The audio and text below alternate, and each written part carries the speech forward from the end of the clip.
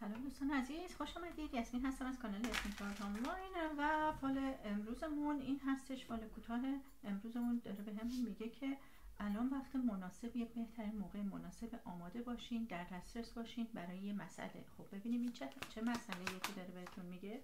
خب یه چیزی هستش که یا تموم میشه یا شروع میشه و بهتون میگه که وقت این هستش که از این گرفتاری بیاین بیرون و شانس به شما رو آورده. خب و برین دنبال آرزوهاتون.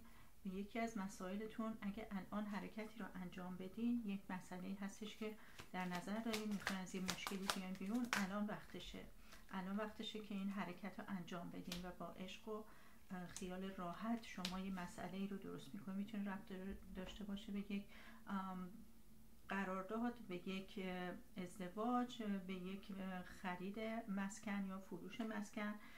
چیزی هستش که الان وقت مناسبیه و شما روی شانس هستین. شانستون 2 برابر میشه اگه این حرکت رو انجام بدین و در دسترس باشین. بهتون میگه که شما گرفتاری و دعواهاتون تموم میشه و یه مسئله ای رو دیگه از دست نمیدین.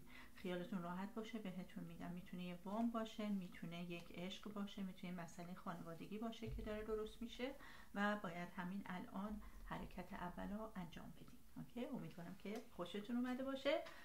مرسی از شما. لایک و سابسکرایب هم یادتون نره. تا ویدیو بعد، فعلا خداحافظ همه.